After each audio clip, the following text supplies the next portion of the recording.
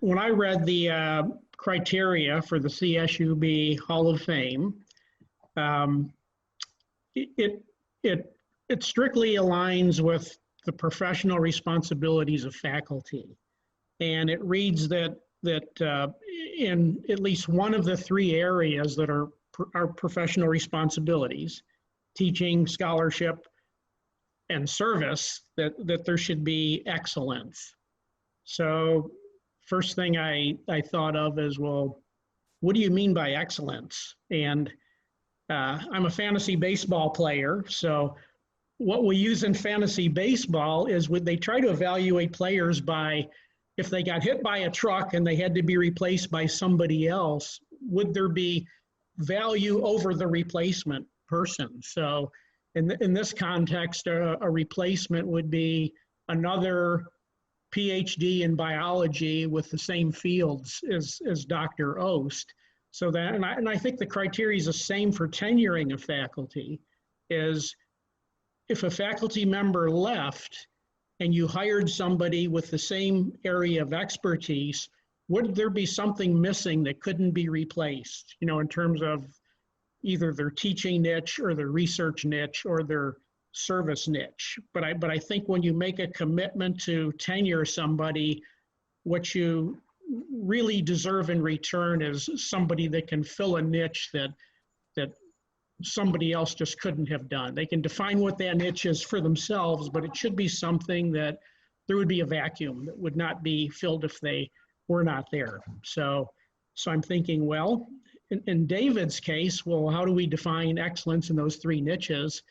And I think the easiest way to do it is just to ask yourself, does the person have national standing in one of the niches? So we're not just hometowning somebody, but they're recognized beyond their immediate area. And in all three areas, I don't want to go into my formal letter that I wrote, but there's lots of niches that David has that are international and national, very important organizations. Let me look at my notes here. American Association for the Advancement of Science, Department of Education, National Science Foundation, Kettering Foundation, the California State University System in its entirety, as well as CSUB. So I looked at all three areas, and he really had national standing in all three. And then for me personally, I think what's important is, the reality is that faculty, or for the most part, the faculty profession is independent contractors, meaning you go in, if you do your job, if you're a good teacher, an excellent scholar, and you've done your service, you're pretty much allowed to define what your niche is going to be. But not everybody defines that niche in terms of something that involves true leadership at the institutional level. And I think for me to take the time to really write a nomination, I don't know if I would be motivated to do that unless it were someone like Dr. Ost that was a true leader in terms of CSUB and CSU, as well as just being solid at the individual level across the board. Now, what is leadership? I think it's getting people and organizations to move in a direction that they would not otherwise have moved. And that ends up being a direction that aligns with really what your true mission and values are. And then thirdly, that movement has some permanence to it. Nothing's forever, but there should be some enduring consequence. In David's case, actually, I nominated him for some things that were more personal in nature. I came to CSUB in 1978, so my nomination is based on what I knew he did for CSUB from 1978 onward. And that was Well, a couple things. At the personal level, he was in the founding faculty cohort, and I was shortly behind that, maybe 6 to 7 years behind that. Well, David, in combination with about 6 of his good friends, when I came in '78, it was one of the biggest cohorts in a long time. I think we had 18 or 19 new faculty that year, but they took it upon themselves to really at the whole university level to invite us to dinners and basically to socialize us that what type of institution they made CSUB to be, and to make sure that was carried on to the next generation. And what that involved was a strong commitment to students. Everybody everybody professes a strong commitment to students. But again, you can pretty much set your own agenda as a faculty member. And people may think that we get into this because we love teaching, we love students, but many of us get into it because we love learning for ourselves and love our academic area. So, and then the way universities get prestige at the national level is through their, the research contributions of their faculty. But David understood that at CSUB, what our real mission was, that we're working in an area where there's very few students that are going on to college, et cetera. And he understood that really we were all about advancing our students. Okay, so in addition to, and it was probably over at least 2 years, maybe 3 years, but this group of 6 or 7 faculty, David being one of the ringleaders, would meet with us. We just talk about all sorts of things and have fun, but it was clear their commitment that we were to be truly a public university, but centered on excellent teaching. And then at the personal level as well, I worked with him. He was dean of the Extended University Division. And he took it upon himself, I know he gives a lot of the credit to his predecessor, Dr. Roy Dahl, but what they did at the Extended University is they delivered academic programs in remote regions and special publics that there's no way the state of California could ever afford to deliver those programs. So they had to be self-supporting.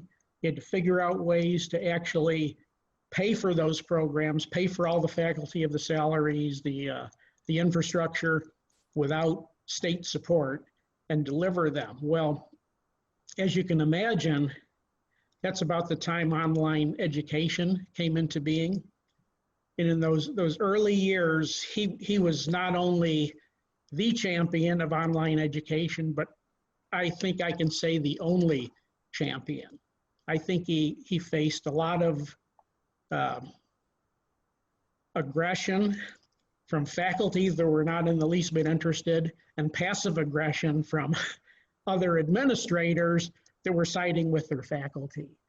And the way he got those programs on board is basically mentoring and working with individual faculty by individually faculty member to stitch together the programs to get the support that really you needed at the level of the whole university. So it boiled down to, if a degree program had 20 requirements, you've got to find 20 faculty members, one with each of those areas of specialization, that you could nurture and help them embrace the value that we have access as one of our missions, and that this is the way to do it. And slowly by slowly, CSUB came on board. And I think you look at what happened with COVID in the last year and what would have happened without, his early efforts to really nudge CSUB as hard as he could in terms of, non-traditional means of delivery. And then personally, he mentored me and got me thinking about should I consider going into academic administration. And he, when he retired, he kind of greased the wheels where I could become his interim replacement. And I actually spent the last 12 years before my full retirement in academic administration. So he was a personal mentor as well. Okay, I nominated him. The nomination was successful. And then subsequently, I learned about things that he did that I really was not aware of that really go back to the foundation of the entire CSU master plan, or CSUB's, or CSU, their niche in the entire master plan of the state of California, as well as some, monumental programs in the CSU now, like the FERP program, the pre-doctoral support program, the Institute for Teaching and Learning, and David, I should probably leave that to him because he was there at the time and he fully understands. But I got a sense later that really he's a trailblazer in terms of the entire CSU as well. Anyhow, thank you, and I want to thank the committee for identifying me somehow. Historically, there aren't very many people around who remember me out there. I started thinking about what was going on with, the university at the time. That's 51 years ago when I joined the faculty. That's before FM radio. That's before 8-track tapes. And it was during the Vietnam War. Lots of things going on. There were I think 5 or 6 universities that were being established new when I was coming out of my graduate cocoon. There was Evergreen in Washington, Governor State in the Midwest, Empire State in New York, Permian Basin in Texas, and then there was Cal State Bakersfield. Now, Cal State Bakersfield didn't appeal to me. There were other institutions that I had contract offers from. I was in Washington, D.C. at the time, working with NSF and AAAS. So I had national visibility, not necessarily reputation, but visibility. And there's a very different connection there. But Jack Koash started recruiting me. I mean, he'd show up at one of my meetings and then we'd go someplace and he'd start talking about Cal State Bakersfield, and it was going to be a teaching institution, not just how to teach, but student-centered teaching. And now that's very unique at the university setting. As Mark was saying, and I thank him for his details, much of university instruction is based on a faculty member's personal agenda. I mean, they want to talk about fish bones or, the birds, and there goes Cytellus tridecumentonatus, and they get excited about that. And that's good. Passion is good. There's no doubt about that, but it's terrible for teaching, in that sense. So I came to Cal State Bakersfield because Koash convinced me it was going to be a student-centered system. Now, I didn't know how they're going to do that. It was a new university, so I thought, well, maybe there's something going on. But now I'm going to give you a little bit of conspiracy history theory here, that goes back. Doesn't show up in any of the history of the institution. The Cal State website, history of Cal State Bakersfield, is a history of the building of buildings, But anyhow, at the time that I came in December 1970, when I arrived on campus. I didn't know much of what was going on. I subsequently learned that in the 1960s, the governor and Walter Stern and Dorothy Donahoe had gotten together and decided they were going to have a new approach to education and higher education in California, and they developed a three-tier system of community colleges and university, state university, and then the University of California. Up until that time, everything was sort of just,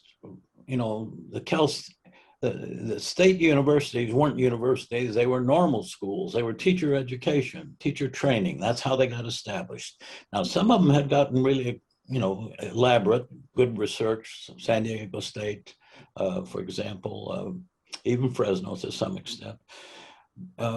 And they didn't, the new higher education there was going to be a system. Okay.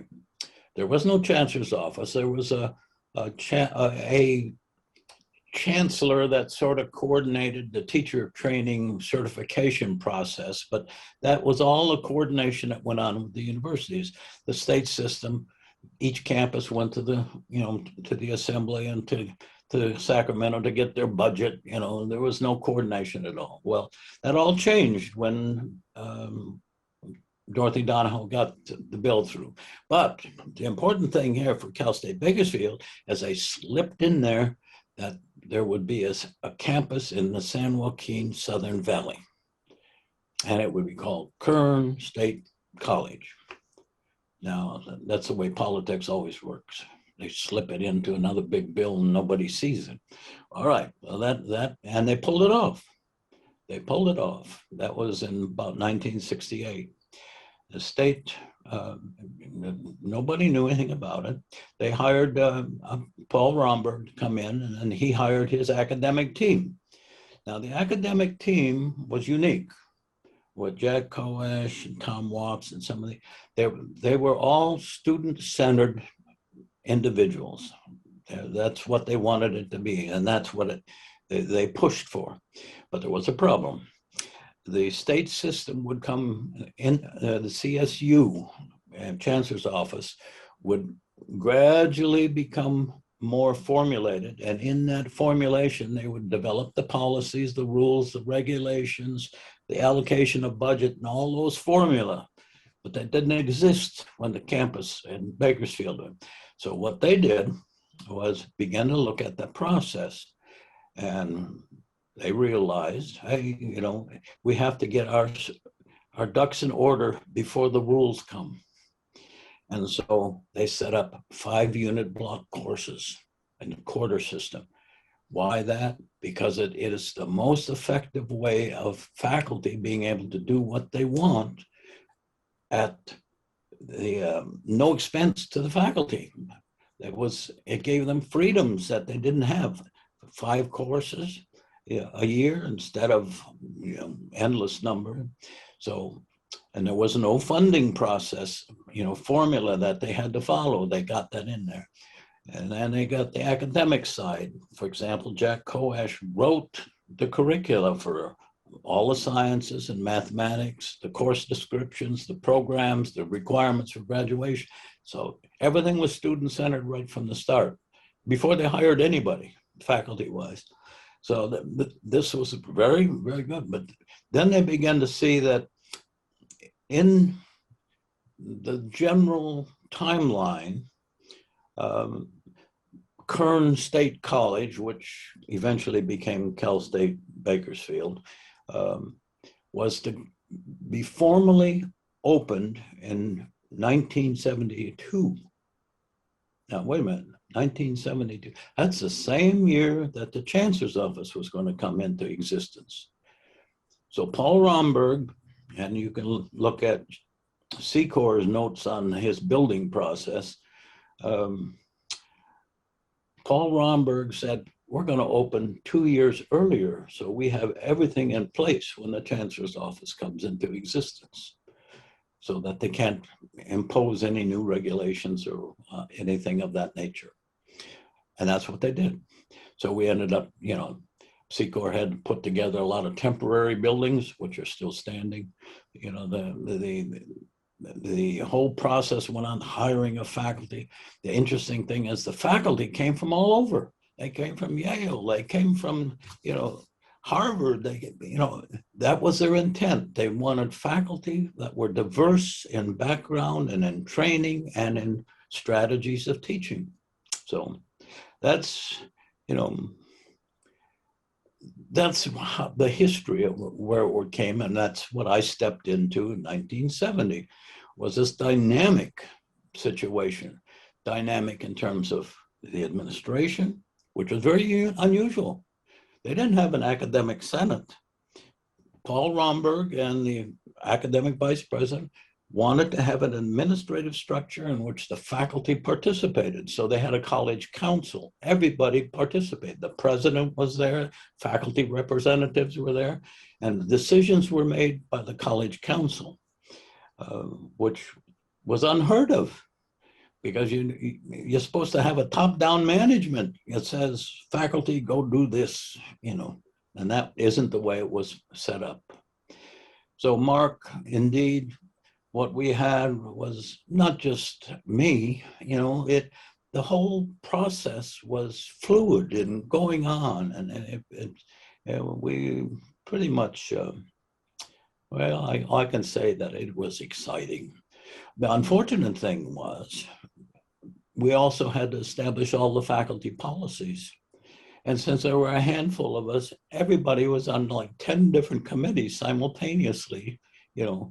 What do you put down for requirements for tenure? You know, well, typically, you know, in education, it would be 5 visits to the superintendent, or, you know, for biology faculty, it'd be a, you know, published paper of it, you know, but our emphasis was teaching. So, you know, we had to come up with some way, and they did.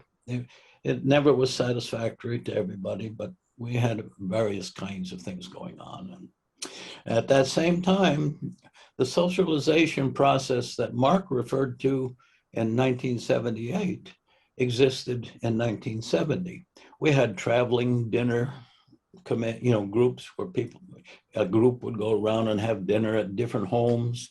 Sometimes even one of those traveling where you have breakfast, or you have the main course here, and then you go someplace else and have the dessert, and then you go someplace else and have the drinks. And it was ongoing all the time in terms of socialization. You got to know everybody. You got to know the spouses, and, you know, it was a great time. You got to know which faculty member's spouse would answer the front door nude, you know, and things like that. It was the 1970s. So. Indeed, there were situations like that, and I'm not just joking. So at the time, there was a well, I can't even think of the word. The faculty was socially committed as well. Okay. I remember Jim George and Ray Geigel getting a bunch of us together to put an ad in Bakersfield, California, and for the government to stop bombing Cambodia. And, you know, that's unheard of today. You know, faculty wouldn't do anything like that. Actually, you can go to the archives, and I provided the archives, the actual paper with the ad in it. You know, those kinds of things were, you know, the faculty involvement in the community. Professor Kegley would put together a television program, always on issues of importance to the community, but brought in faculty members to talk about things. It was ongoing. Every other week there would be a television program that he would produce, direct, select, and well, I could go on, but the point being is that the faculty were involved directly in the community in so many different ways. Now, the curricula that and I'll speak to the sciences particularly, that Jack put together, um, didn't fit ideally with the community of the southern end of the San Joaquin Valley. I mean, there were community college, specifically Bakersfield College, had one curriculum, and our curriculum didn't fit. You know, student would take something over at BC, and so we had to put together, change the curricula in different ways to match the transfer students, and they were different. For example, in my teaching in biology at that time, and actually all the way through my career, I never gave an exam that wasn't open book, open notes. When I was chair, I got the faculty to believe the same thing. That is, if you're testing something that is memory, you're testing the wrong thing. You want them to put things together in ways. And the reference we had was, we didn't want to be what we called Napa courses. Napa is not Napa wine, but Napa automotive parts store. Like the biology course would have the parts of the leaf, the parts of the root, the parts of the body.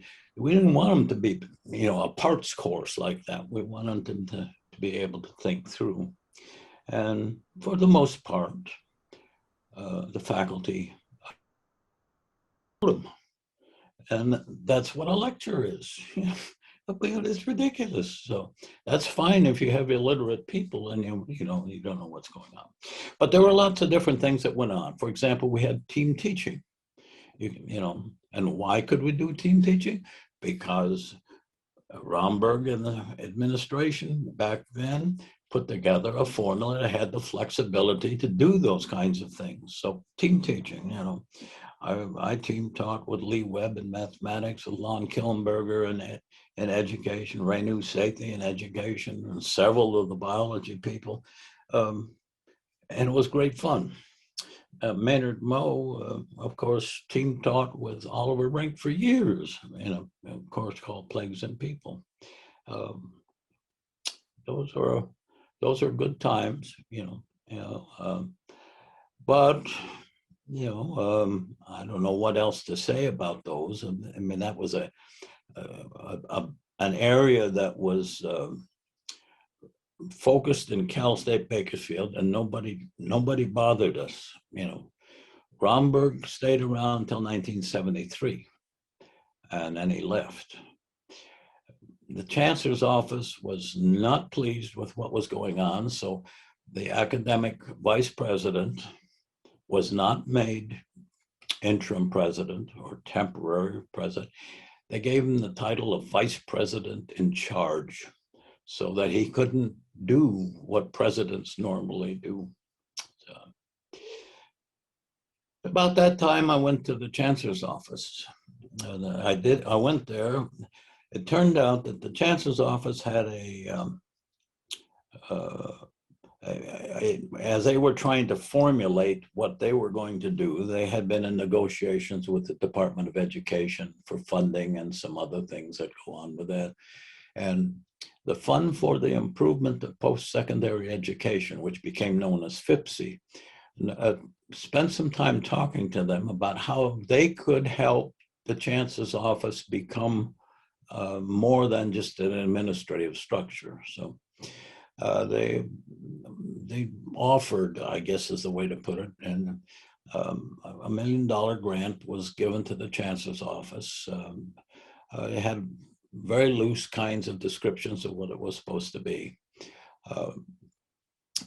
Part of it was that they were going to have 6 campus pilot studies. Okay, whatever the campus came up with, they could get $100,000 each to do whatever it is they want. I was pretty successful in proposal writing. I had 9, 10 of them, funded over the years before this time. And I wrote the proposal for that operation. We called it the Center for Professional Development, for lack of a better term. And eventually, and so the campus got $100,000 to do whatever it is that we were going to do. And I don't remember what I wrote in the proposal at that time. About, I don't know, 4 or 5 months later, I received an invitation from the chancellor's office to join the staff and become director of the system-wide effort being funded by FIPSI, which I did. It was a time for me to change life a little bit. So I joined the chancellor's office at that point as director of FIPSI and the Center for Professional Development. Now, it was just temporarily housed in it, but the Center for Professional Development wasn't supposed to be something that existed forever. It was a facilitating structure, a temporary structure, a scaffold, if you will. And what we were, and it took me a while to learn this because, again, the chancellor's office was still coming, they'd only been in existence 2 years at that point and in a formal structure. And the center kind of felt our ways around. We were not to interfere with what's going on campus. That wasn't the objective. Part of the FIPSI responsibility was to document and evaluate to a certain extent, but not to make any assessments on the campus operations. It was just to see what those experimental things would be.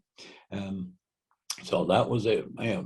And you got to remember what the chancellor's office was trying to do at this time was to wrangle all these city-state universities into a system.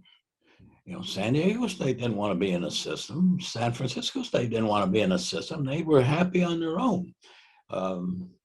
San Bernardino needed a system. Cal State Bakersfield may or may not needed one. But what happened at that point is that the focus of the center was to provide a point of information for distribution of what we were doing or what the chancellor's office was doing in terms of relating to the faculty. They didn't want to talk to the administrators. The presidents all came in and sat in and got their lecture, once a month from Chancellor Dumpke.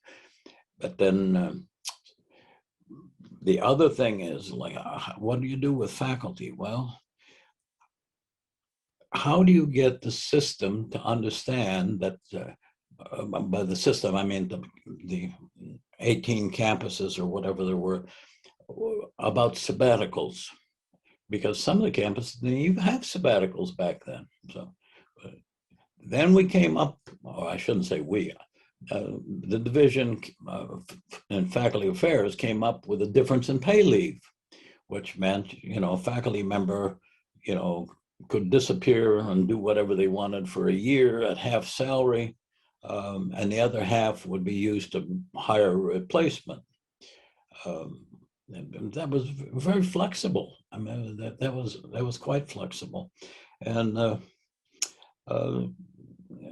eventually there were other things that we put in. We had faculty exchange programs in there, and the Center for Professional Development took all this information that was going on with faculty and shared it with all 18,000 faculty members that were out there.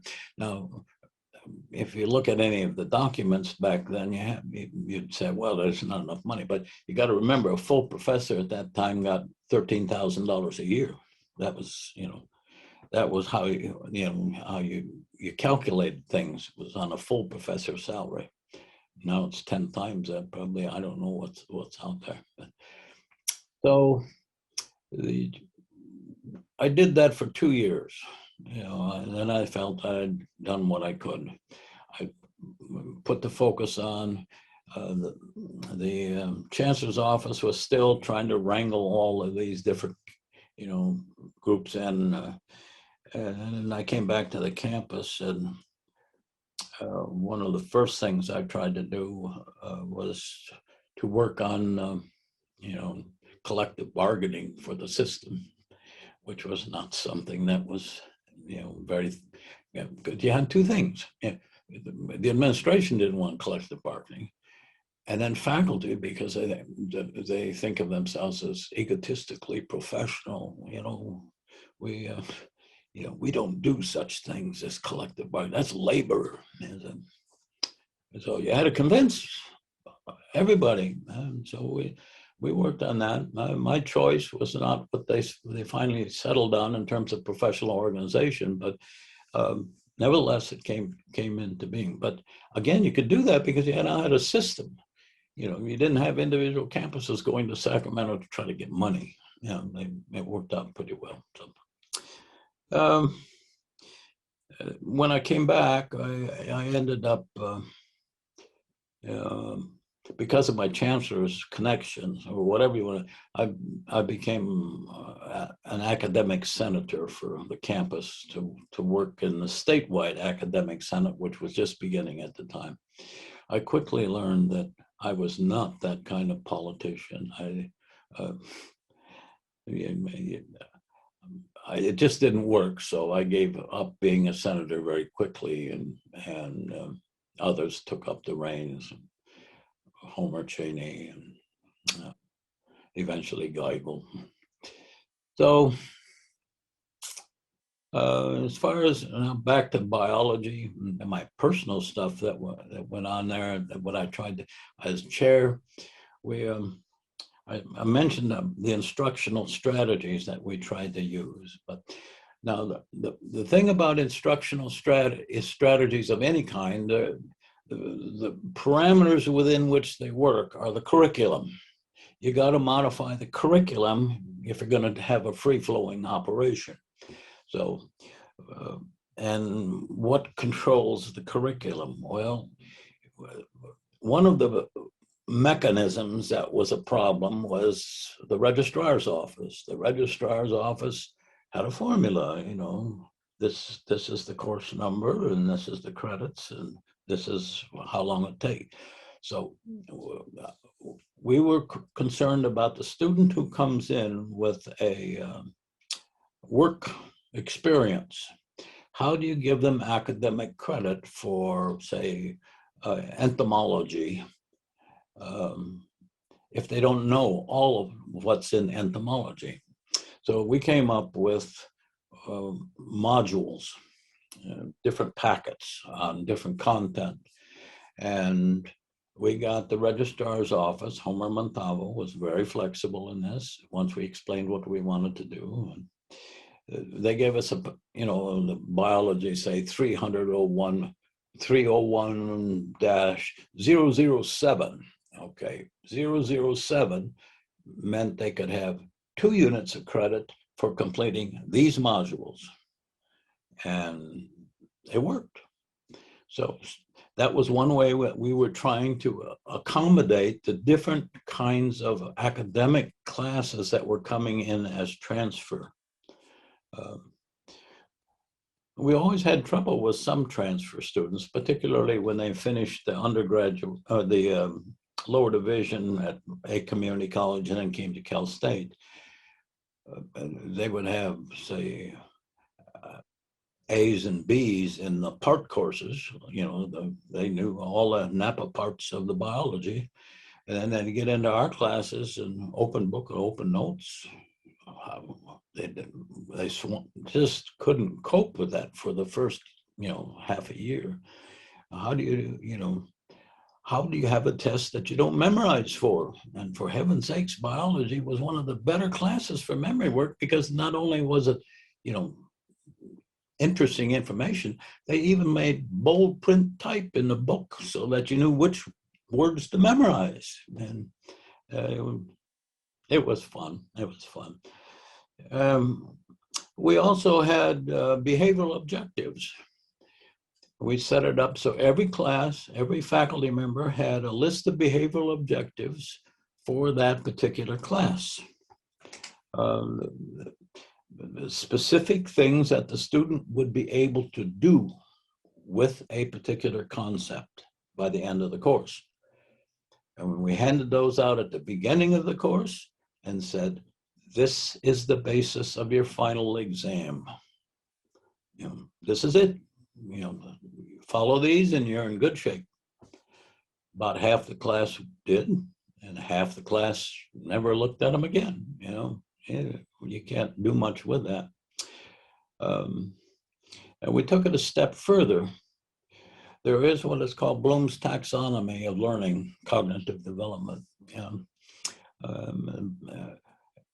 And we decided, at my pushing, the faculty, to build the curriculum, the course sequence around Bloom's taxonomy, where the lower numbered are just cognitive information, the words that you need to get through the process, and then increase to formal operational at the 400 level.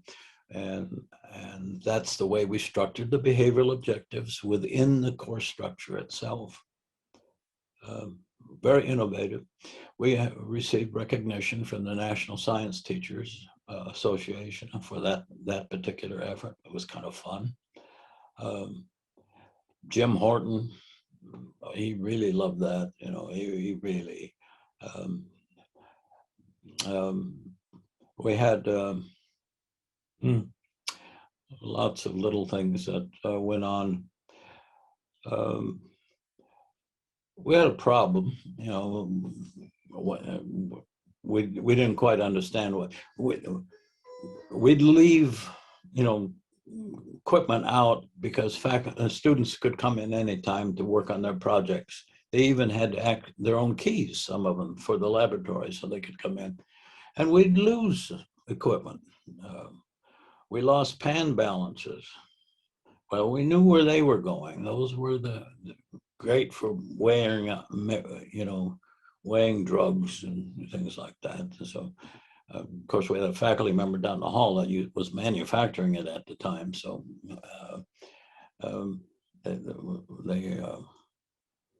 when they arrested him, that was an interesting thing. But the other things we would lose are microscopes. We had very expensive microscopes. And then 2 years later, they would show back up. We kept the serial number. Turns out that the pre-med students were the ones that were taking those, using it for their home study, and then they would bring it back when they finished, their med school stuff. So we had all kinds of, little tidbits going on like that. Well, the issue at the chancellor's office at that time was, what do we do?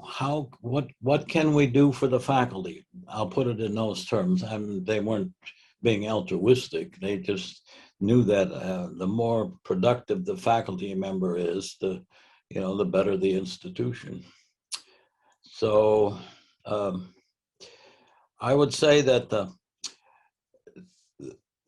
the Center for Professional Development at that time, we had some discussions in different areas especially in faculty affairs. They were very, very progressive at that time. They had some good people, remember the chancellor's office was new, so they didn't have a lot of rigid, thinking, like, except for Tony, but they wanted to explore all options that were fiscally possible. And one of the things, of course, that they were talking about at that time was the retrenchment of university, how to retrain faculty member. But they knew that was going to be a temporary situation. our governor at that time was even threatening to close down the Cal State Bakersfield campus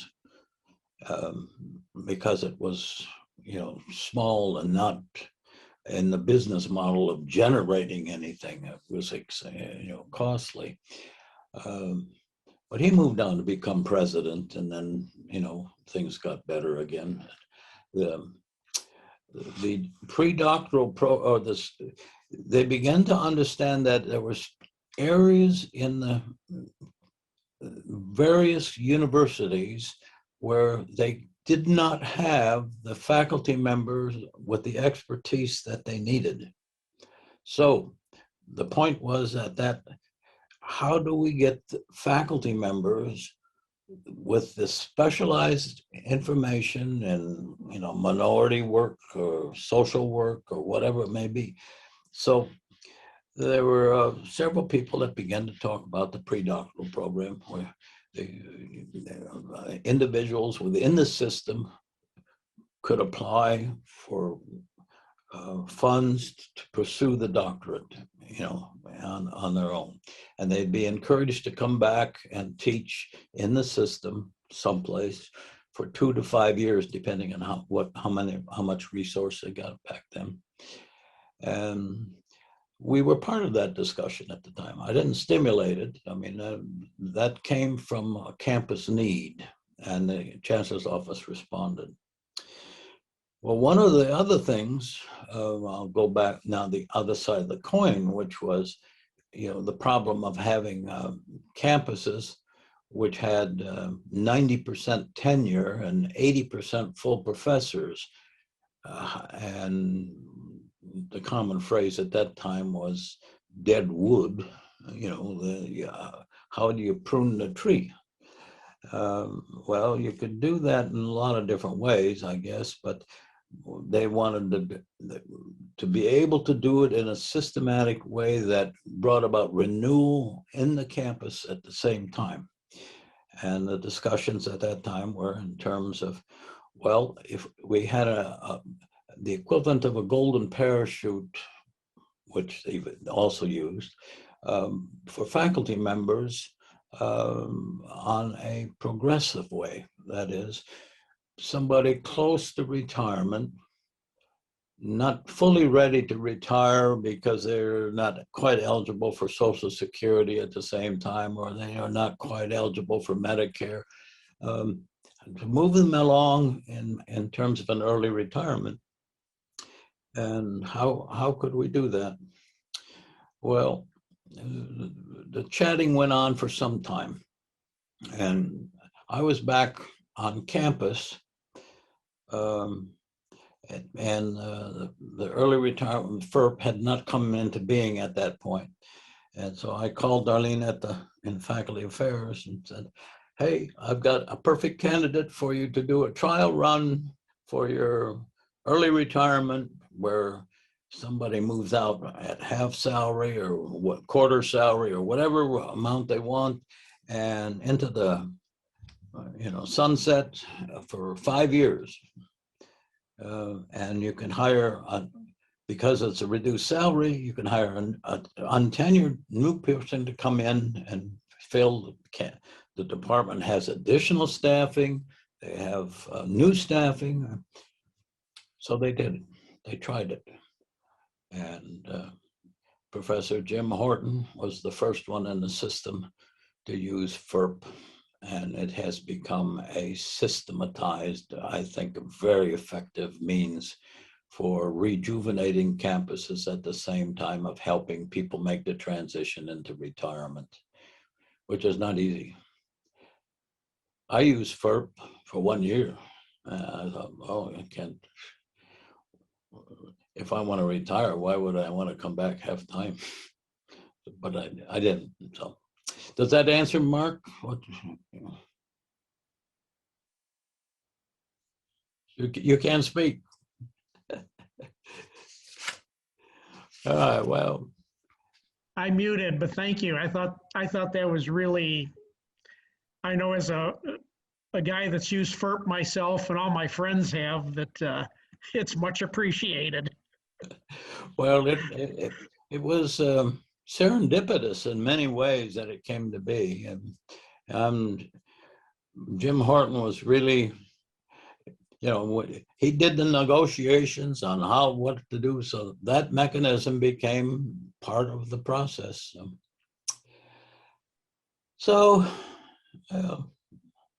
wanted to say something about the extended university. Is that okay? Do we have? All right, it's extended university. Now, as Professor Evans pointed out, that my predecessor already had contracts with certain agencies out there in the delivery of systems, classwork, coursework, such as China Lake, the Naval Weapons Center. We had a contract with them to deliver programming from the School of Business. And the mechanism worked well. Okay. When I became dean of the extension at that time, as it was called, the salary of the previous dean was paid for by the university. And so I was interim for a year, and then I became permanent and was told, no, now you got to be self-supporting. The university isn't going to give you anything. We're not even going to give you space. You have to pay rent too. So that was what I ran into. I thought, well, that's a problem, but we can solve that.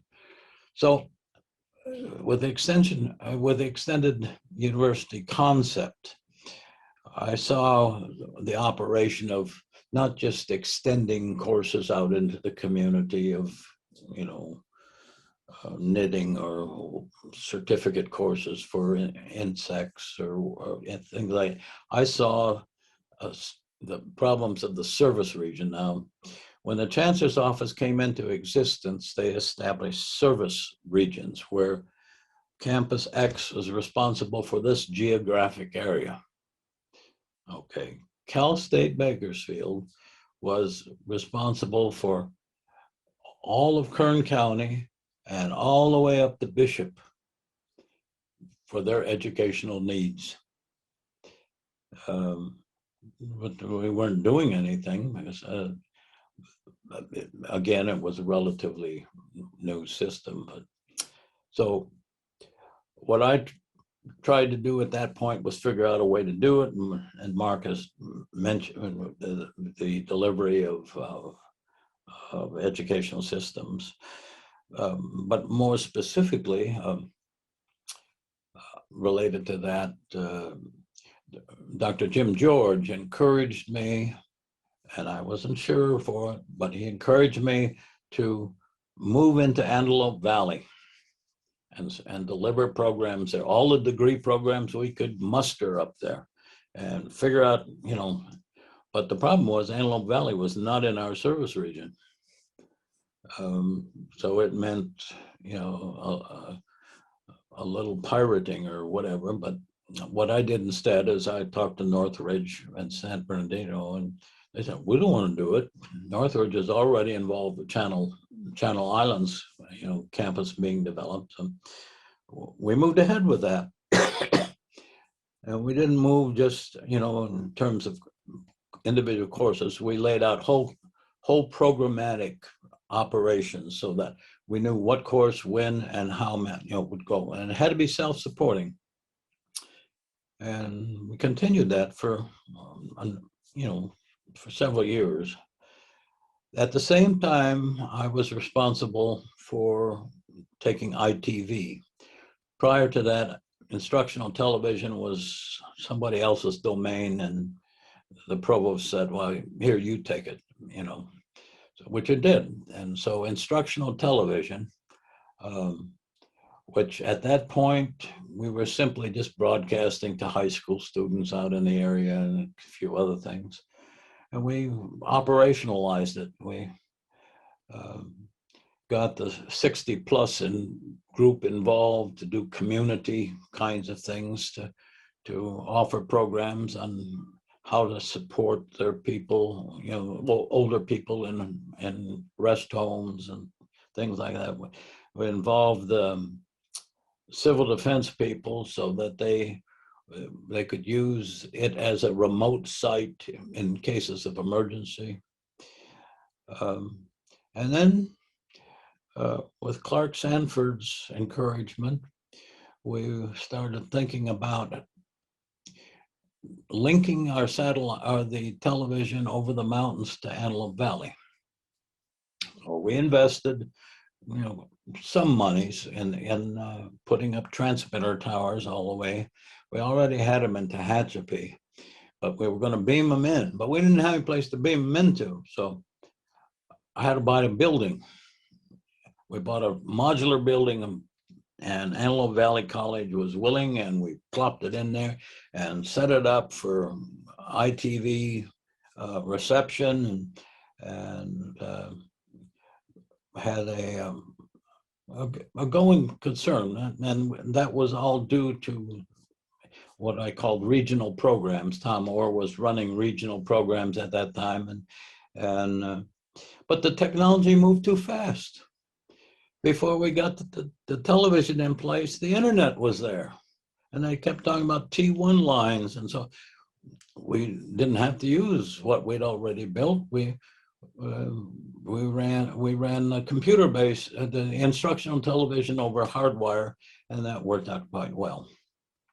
And so the operation continued to grow out there, and I think everybody knows now it has become independent in most ways. And so now that was regional programs. I also realized we had a problem with English students.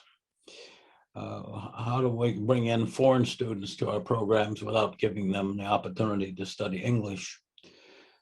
So I explored what other campuses did, and then I set up the intensive English language program. Hired Jen Titus to set it up, to design it, put it in place. We started out by having contracts with Japanese airlines to train their pilots in English so they could talk to control towers in flight. So for 5 years, we had that contract, always had a cohort of 20 or so. Then I set up I negotiated an operation with Russian trade agreements. The wall had come down, and so there were opportunities. We brought in petroleum people from Russia's different satellite countries, brought them in sometimes 40, 50 at a time, gave them lecture courses from the oil industry locally. We had one group was with us 6 months to learn English, and they also were spending time in the community. So that went on for 2 years. Over the years, they always came as part of the intensive English language, where we had translators for them. And Laskowski, a former geography professor, spoke a little Russian, so he would always take a bus tour with some of them up to the sequoias and the geology, and he would love doing that each time. So we always tried to entertain all these guys at the same time so that they felt good about it. Showed them where the Goodwill store was, Salvation Army store, so they could shop, which they did. Out of the staff there, which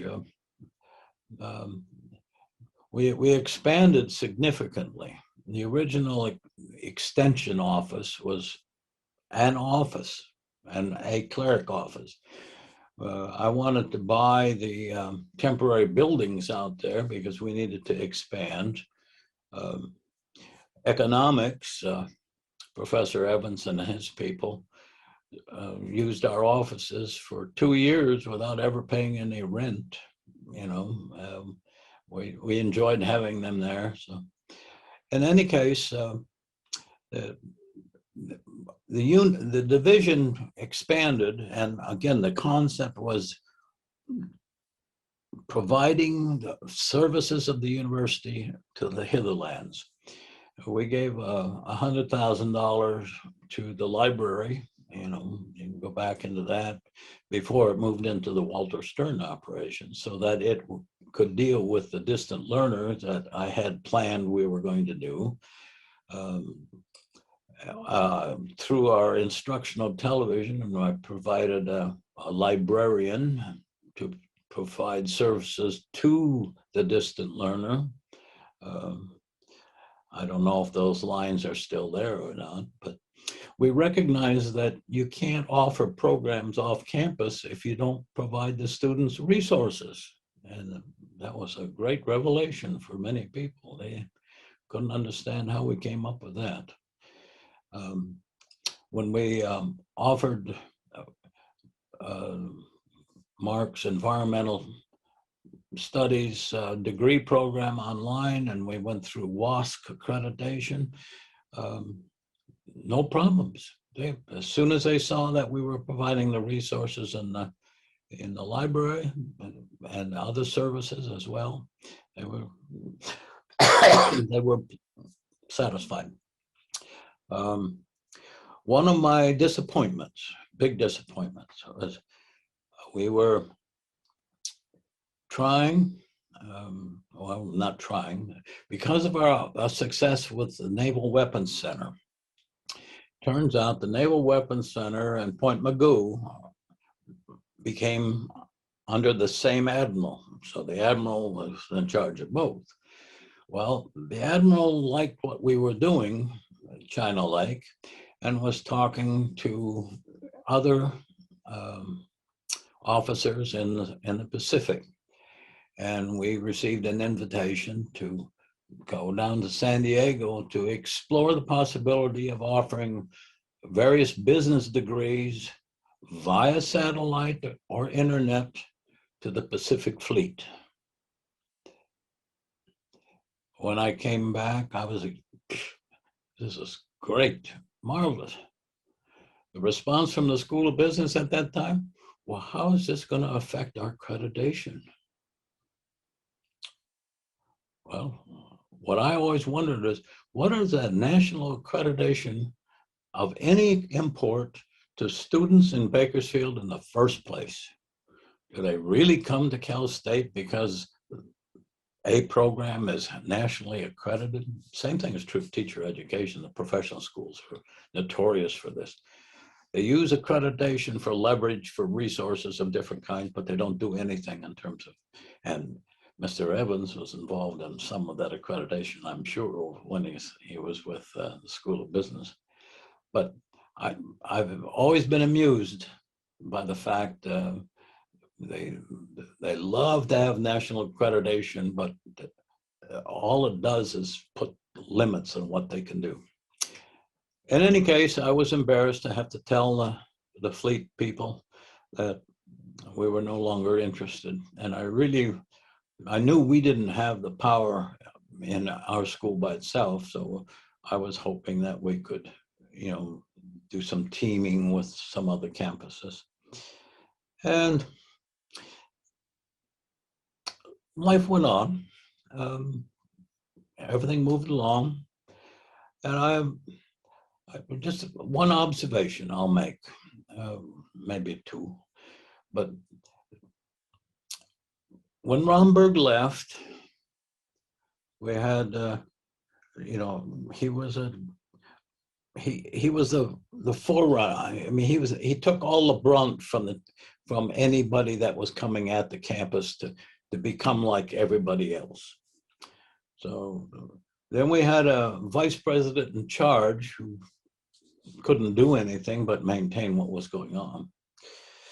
And then we got a president whose first thing to do was get rid of the college council, because administrators must make the decision on their own. So the college council had to go, and we had to have a typical faculty academy, they go off and sit in the library and talk to yourselves while we make the decision. So that was one thing he did. Got rid of the college council. This is President Franklin. Second thing he did is that there was essentially a very influential number of people in the administration hierarchy: Jack Koish, Tom Watts, Vince Paco. They can, not control, but they were the ones that. So what do you do with them? Well, you divide them up. First, you get rid of the dean, Ponko. You get rid of Dean Watts, because you dismiss, you close down those schools. You put them all in one, and you put Jack Koash in charge of all of them.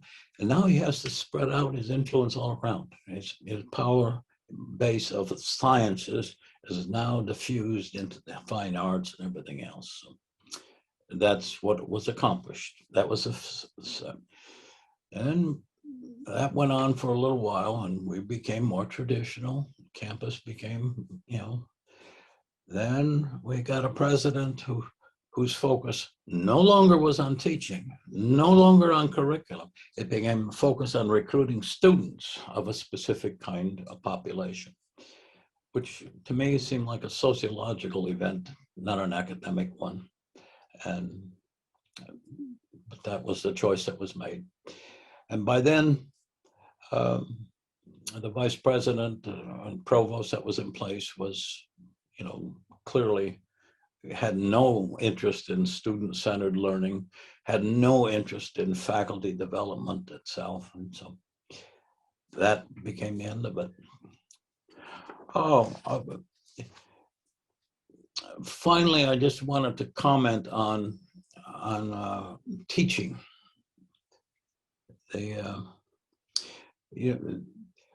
Instead of investing in systems that encourage teaching, that address the student needs or any kind of student learning, let's change that. Let's just give an award for good teaching. It's a lot cheaper than trying to invest in anything. And so if you look around campus now, from what I could see, there are a lot of awards for teaching and doing whatever, but there isn't any systematic investment in the departments to accomplish those things. So it's not unlike the military.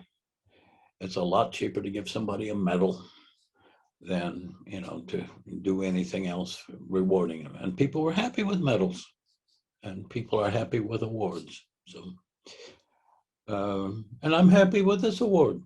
So. One thing I forgot to mention, I really feel embarrassed about this, is to thank Kurt Asher for he's been pushing this archival history effort as long as I knew him. And of course, that probably started after I'd already retired. I don't know, but his dedication to it is very good.